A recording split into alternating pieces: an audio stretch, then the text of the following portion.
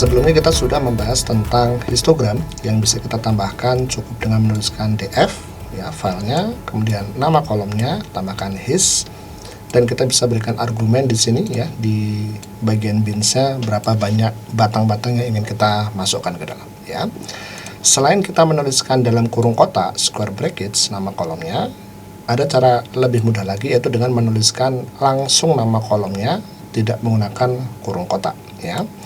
Nah, tapi ini hanya bisa dilakukan ketika nama kolomnya memang hanya satu kata. Tapi kalau misalnya ada spasi ya, usia peserta, ada spasi antara usia dan peserta, nah itu akan error. Kalau seperti itu cocoknya menggunakan kurung kotak seperti ini ya. Sebagai contoh misalnya saya akan melihat df ya.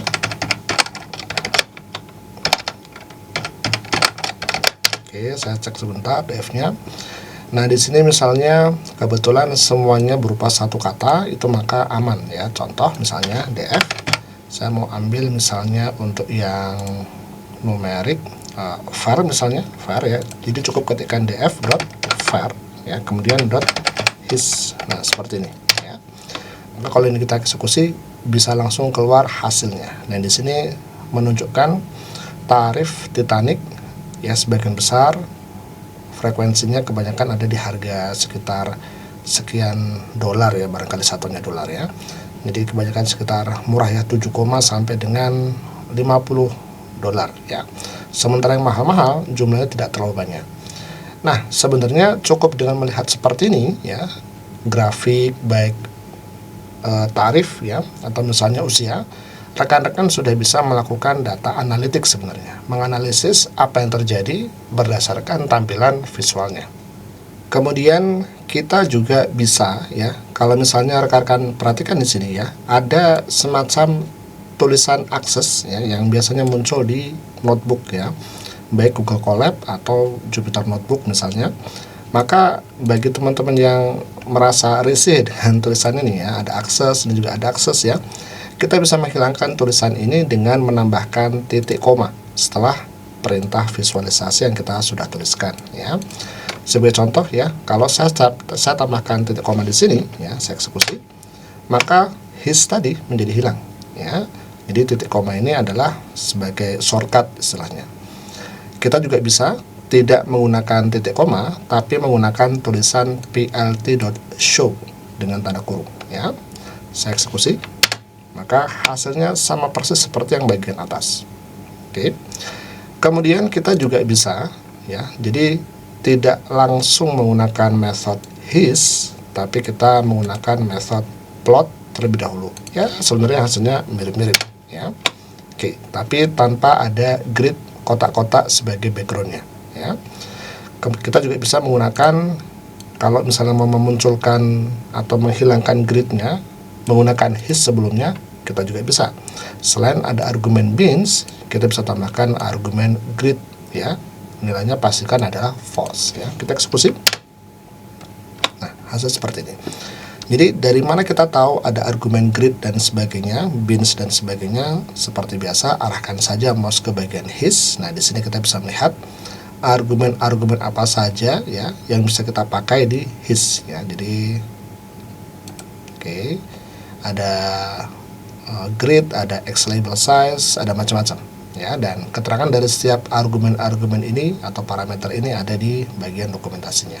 Nah, sebelumnya kita sudah bahas tentang bagaimana cara membuat visualisasi cukup dengan menuliskan perintah his untuk membuat histogram ya.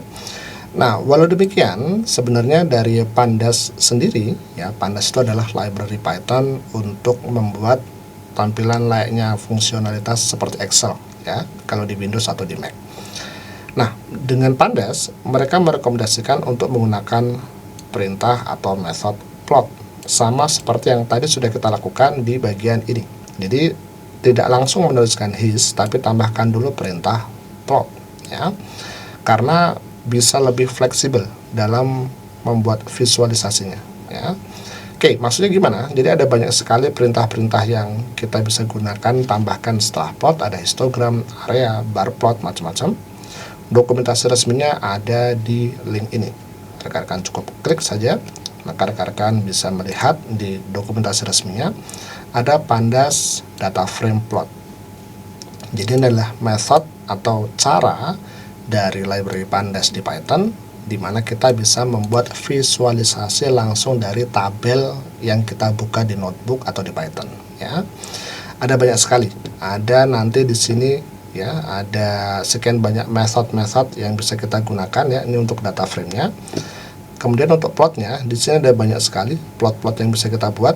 Contohnya di sini ada histogram, box plot, scatter plot, hex bin, berbagai macam, ya. Contoh misalnya kalau kita mau membuat box plot, cukup klik saja dokumentasinya. Nah, di sini nanti ada dokumentasi resminya, ya. Nah, biasanya nanti rekan-rekan akan terbiasa membaca dokumentasi seperti ini ketika rekan-rekan sudah berkutat dengan data asli, ya. Tapi kita langsung praktek mudah saja. Nah, contoh di sini, jadi kita bisa menambahkan plot, kemudian jelaskan visualisasi jenis apa yang mau kita tuliskan. Bisa di dalam tanda kurung tambahkan kind sama dengan his, atau tuliskan saja his setelah plot. Dua-duanya sama. Oke. Contoh, ya. Nah, di sini saya siapkan dulu NumPy random seed 10. Ini agar rekan-rekan dan saya akan menghasilkan visualisasi yang sama persis. Jadi ini adalah istilahnya random number generator. Kalau saya menggunakan angka 10 dan rekan-rekan menggunakan angka 10, maka bilangan random yang dihasilkan antara komputer kita berdua sama persis, ya. Tapi kalau saya menggunakan 10, rekan-rekan menggunakan 25 misalnya, 26 bebas angkanya, selama tidak sama, maka bilangan random antara kita berdua, komputernya tidak akan sama juga, ya.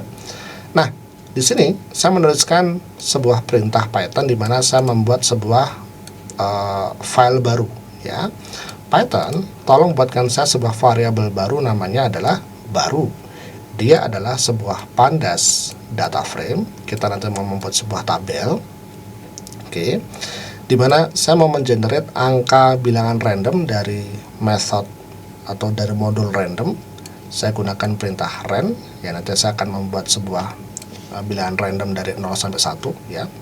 Ini disebut sebagai distribusi uniform, angka acak dari 0 sampai 1, sebanyak 100 baris 5 kolom, 500 bilangan random, ya. Kemudian jangan lupa juga nanti isikan juga dari range 0 sampai 100 juga, ya. Dan nama-nama kolomnya adalah A, B, C, D, E. Kita langsung eksekusi saja untuk bisa lihat tampilannya. Nah, kurang lebih seperti ini. Dari bilangan antara 0 sampai 1, oke, sebanyak 100 baris 5 kolom, dan totalnya adalah ada 500 random, 500 biji, ya. Nah, di sini perintahnya adalah datanya adalah ini, ya. Perhatikan bahwa setiap variabel atau setiap argumen, ya, dalam konteks ini dipisahkan oleh tanda koma. Ini adalah argumen pertama, kita mengenerate angka 100 baris 5 kolom, ya. Kemudian indeksnya adalah angka-angka yang ada di sini dari 0 sampai 100. Indeksnya urutannya di dalam tabel 0 sampai 100, tapi 100 tidak diikutkan, ya. Artinya 0 sampai 99, total tetap 100. Kemudian nama kolomnya adalah argumen yang terakhir, ya. Jadi Python cara bacanya adalah seperti itu. Nah, tahu dari mana cara baca seperti itu? Tinggal dibaca dokumentasinya saja. Oke. Nah, setelah kita membuat tabelnya, maka nanti kita akan buat visualisasinya dengan method plot, ya. Nah, di sini saya akan demokan sedikit tentang kalau kita langsung gunakan df his. Jadi kita bahas dulu histogram, ya. Baik menggunakan df file Titanic atau nanti kita akan gunakan file baru yang baru saja kita generate, ya. Kalau kita langsung eksekusi his, ya, sudah ada tampilannya. Saya coba eksekusi ulang, ya. Maka nanti tampilannya seperti ini, ya. Dan ini tampak tidak rapi, ya, tumpuk-tumpuk, sumbu X-nya dengan judul H-nya numpuk, ya. Ini juga numpuk dan sebagainya, ya.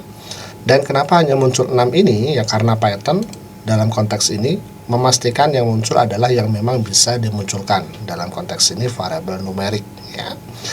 Jadi kalau saya tampilkan lagi df, ya,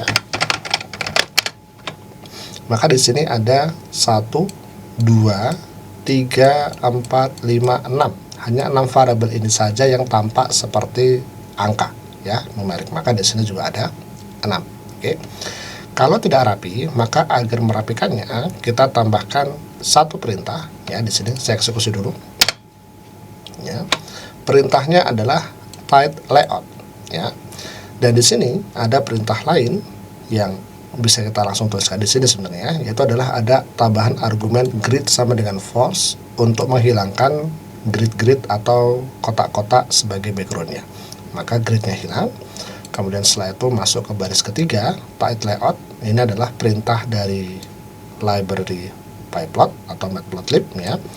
Jadi pastikan kita sudah import matplotlib pyplot sebagai PLT, yang nantinya kita akan gunakan PLT ini, plt.titleLayout, ya. Title layout akan kita gunakan untuk merapikan. Jadi dengan sekian banyak ruang pixel yang ada di notebook, ya, maka Python akan memastikan bahwa space-nya cukup dan tidak ada yang saling tumpang tindih. Lalu bagaimana jika kita ingin menggunakan method plot? Tadi kan cukup his, ya. Kalau kita gunakan plot, ya, maka cukup tambahkan kind atau bisa juga df_h.plot.his, sama saja, ya. Kita bisa gunakan yang ini dalam kurung kind. Argumennya juga sama dengan sebelumnya, bisa kita tuliskan bins-nya mau berapa dan sebagainya, ya. Kemudian kita bisa tambahkan judul plotnya yang bagian atas tengah, ya. Judulnya adalah histogram age, ya. Kita eksekusi. Nah, seperti ini, ya. Nah, kalau kita gunakan plot seperti ini, maka secara umum grid di belakangnya sudah langsung hilang, ya. Kemudian untuk judul kita bisa gunakan plt.title. Kalau misalnya saya ganti, ya, misalnya menjadi judul baru, maka kalau saya eksekusi, tampilannya judulnya menjadi judul baru, ya. Nah, kalau rekan-rekan perhatikan, di sini masih ada tulisan teks seperti ini. Masih ingat cara menghilangkannya bagaimana? Ya, betul, ya. Kita bisa tambahkan titik koma. Oke, seperti ini, ya. Nah, apakah kita juga bisa membuat histogram untuk variabel baru yang tadi bilangan random yang sudah kita buat? Tentu bisa, ya. Python selalu memulai dari kiri ke kanan. Pertama, tuliskan nama variabelnya, kemudian nama kolomnya. Oke, tadi nama filenya, ya, nama file, nama kolomnya, ya. Kemudian perintah plot, ya. Kemudian bisa juga .his atau dalam kurung kind jenis, kind itu maksud jenis, ya. Jenis plot apa? Tuliskan dengan tanda petik his, ya. Dan di sini ada untuk tulisan judulnya histogram kolom A. Saya eksekusi. Oke, maka tampilannya juga sama, ya. Kalau misalnya ingin menghilangkan ini, tinggal tambahkan saja titik koma di bagian paling bawah. Oke, ya. Begitu juga misalnya, kalau misalnya kita mau menambahkan tidak hanya satu variabel, tidak hanya satu kolom, ya. Misalnya baru kolom A dan B, ya, biar kebayang saya tampilkan lagi, ya, baru.add. Oke, kita mau memunculkan ada dua kolom sekaligus, ya, A dan B, maka menulisnya tidak menggunakan seperti ini, tapi menggunakan kurung kotak, ya. Jadi baru kita tuliskan dari kiri ke kanan nama filenya baru atau nama variabelnya, kemudian kurung kotak, perhatikan ada double brackets, ya. Jadi ini adalah sebuah list, di dalam list ada list, ya. Ada A dan B. Kemudian tuliskan plot, jenisnya adalah histogram. Nah, di dalam plot ini ada sekian banyak argumen atau parameter. Nah, di sini kita gunakan stack, ya. Argumen parameter apa saja yang ada di bagian dokumentasi, ya. Kemudian untuk judulnya kita tuliskan plt.title, ya. Saya eksekusi. Nah, tampilannya seperti ini, ya. Stack artinya ditumpuk, ya. Kalau mau menghilangkan ini, tinggal tambahkan titik koma. Oke, cukup cantik, ya.